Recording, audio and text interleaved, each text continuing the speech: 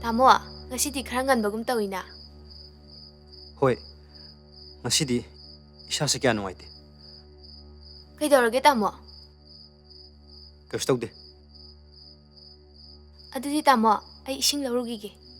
Yare. Lamnganbi di. Madi songkada sanaribane.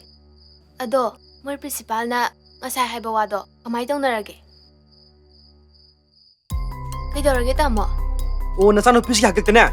Mimang thuedana. Ngasidi mimang thueba. Adubu kaidorage ba? Wado amta mayek sing na hayu kaidorage. Mayek sing ba. Mayek sing ba haibabu hojikti sing ledana. Misa yoklu ba haibabu hojikti mimang hanjan chopedana. Tamo, wagi wachum na haibiyo.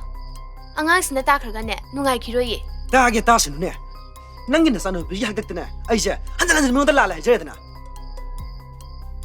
Tamo, wado koi thoktrasu aseng bado dum haibiyo.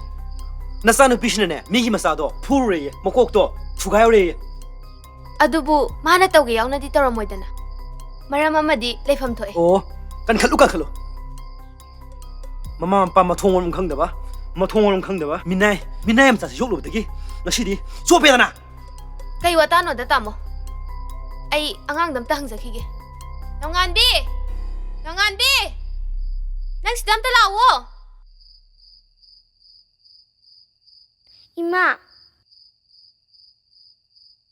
Kaigino nangna migi masa phurui haise. Ima. Moina ibu. Ima ipa laitabini. Ayopi machani haini ne. Mina haise chumdro. Adudabu nang kai sawum thoke. Kaino tamo.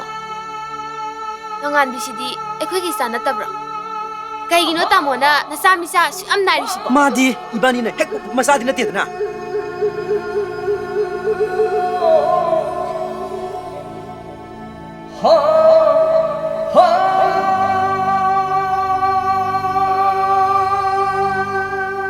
Babu. Ise. Babu me pukche bana chana tabra. Chalo, namada ngu chalo. Ima. Ise. Ima ne pukche bana chana tabra ima. Aiki wapung kaita ni ma. Nangdi aigi sa thoibine.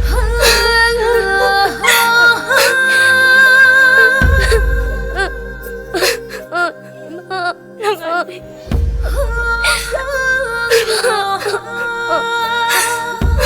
Lamnganbi.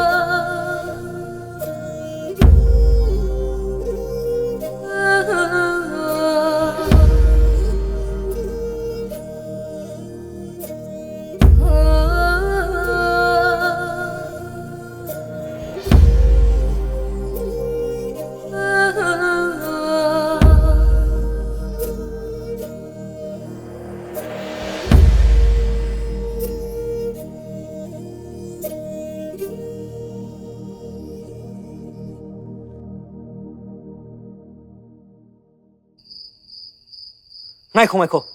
Ngasi nung deal nang kai chalo ba. Tamoy angang tuition gi hainarubane. Oh. Nanggi na puro gi mamang de fo. Walot pangam laban ne. Nasa du gi hakanda aingon de fo. Mina mangang laban ne ha. Tamo, aina haijarise asengbane. Nanggi na salangan bise. Aina khara ati tawen taw hawi natro. Nang na mabu boring thamda ba honarise ha. Tamo, kaigino nangna Nasami sa su am naisibo. Lamnganbi di ekhoigi sana tabro. Nate. Madi lamja chara ne. Lamja chara. Hek nabuk thuki na sadagi. mana hena luna to wa madu gi ngang to hala kanda ai pian ga ne Lamnganbi kai sakrai ma da hala ga nang pian lo Lamnganbi Tamo! Tamo! Lamnganbi kai sakrai Lamnganbi madu lam da sam sam Tamo! Lamnganbi! Lamnganbi! thong won khang da ba madu ngang to madu da hala ai pian ga Tamo! Tamo!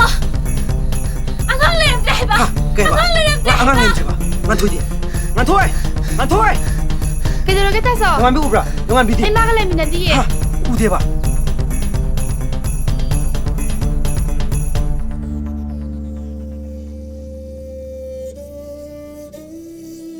Lamnganbi.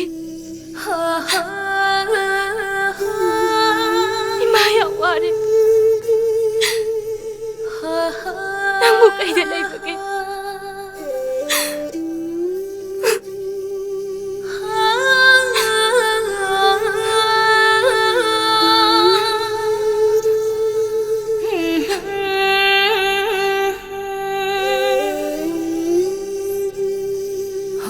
Lamnganbi.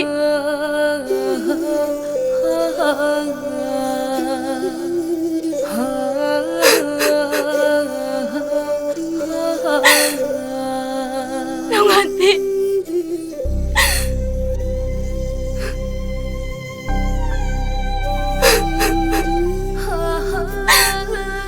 Lamnganbi.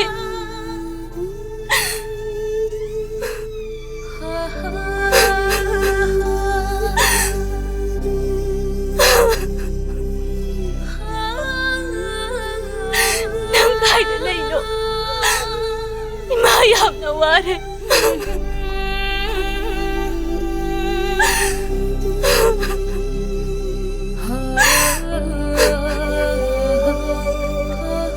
Lamnganbi.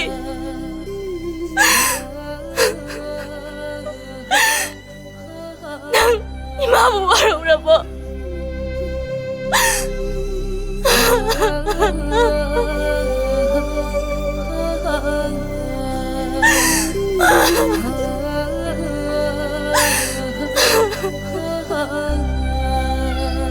nang gina sa Lamnganbi she ai ne khara ati taw in taw ha wi na tro nang na ma bu boring tham da ba honar she ha Tamo, kaigino nang nasami sa asu am nai sibo.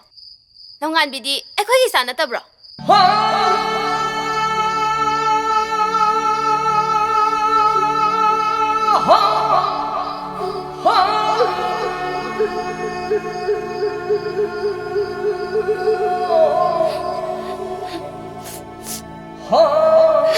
Ima,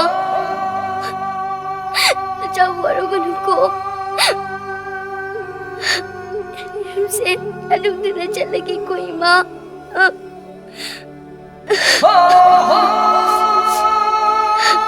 Ima, lagi nasisi. Ang muna kong mapangaral ko, Ima. Nacawaran ko, Ima. nate no di lamja chara ne lamja chara Babu, babang ditatuwa siya lagi. Babong inig ko. So, dito man ganit. Nacawaran ko, Babu.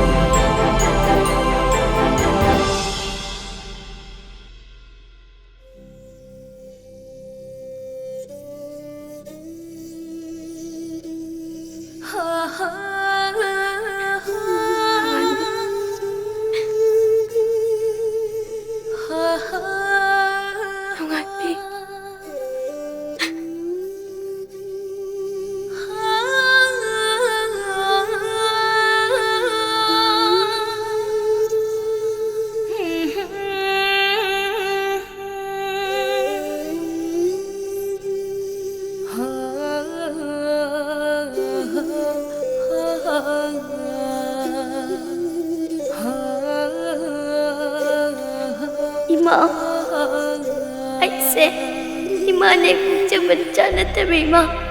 Lamnganbi.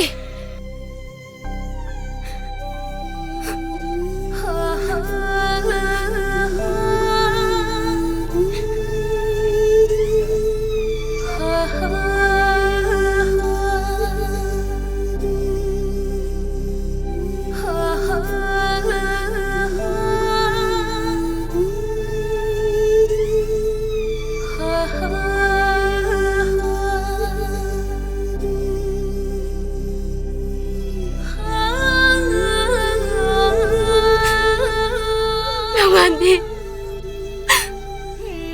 Mayam na ware. Nangbu mapam kaida laibage. Lao. Mayam na ware.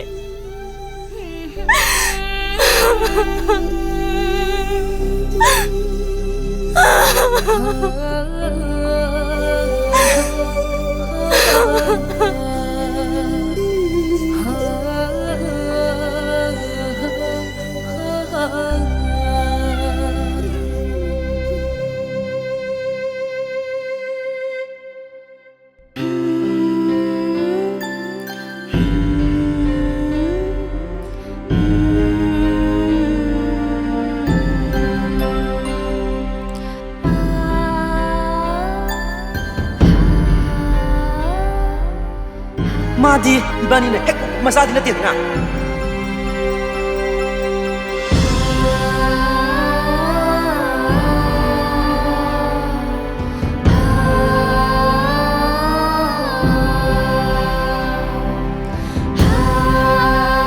Babu, aise,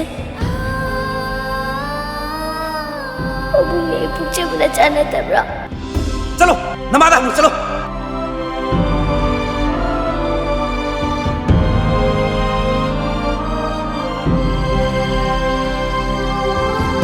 Lamnganbi di akhoi sa na tabra. Nate, Madi, lamja chara ne, lamja chara.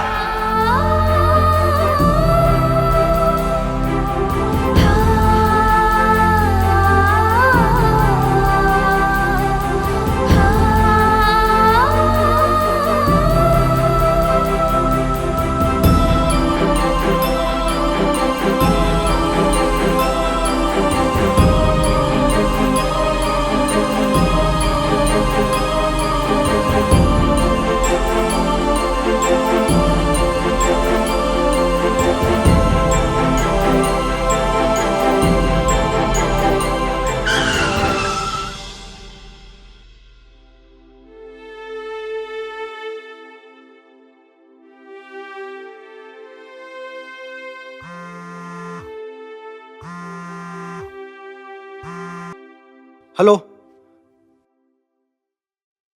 Hoy, mane. Ha, Lamnganbi ka daw have no. Tamo. Lamnganbi po. Lamnganbi kaidawre haino. Hoy, funny. Hoy, ay lecture ge. Hoy, funny. Tamo.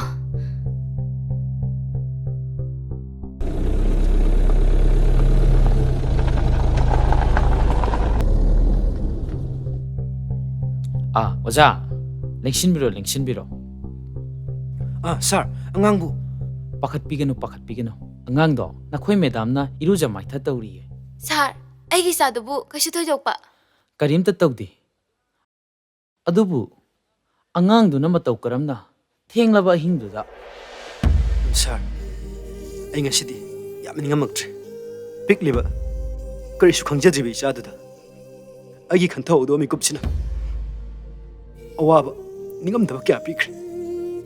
ओजा मधु मियोइबगी चनबी नते पोक्तब नचानी हाइबगी दमक्ता अदुक लुना तौजिरम नचाबु मिराइबा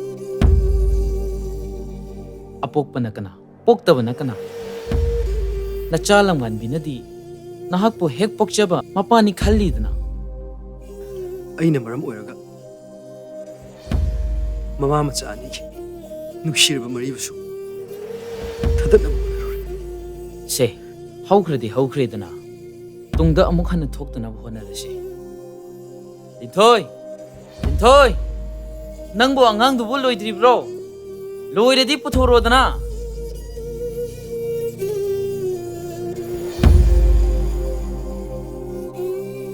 Lamnganbi, se, mamay managda chango chango. Ma, Lamnganbi, ma.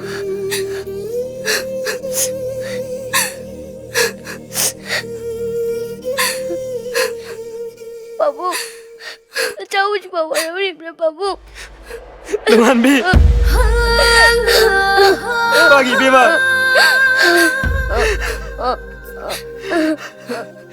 Ipagi khanthaudaba wakhalna. Ichagi wakhal khangna khangchanarube. Lamnganbi. Nang babu ngana pena karo. Lamnganbi. Nang babu ngana pena karo.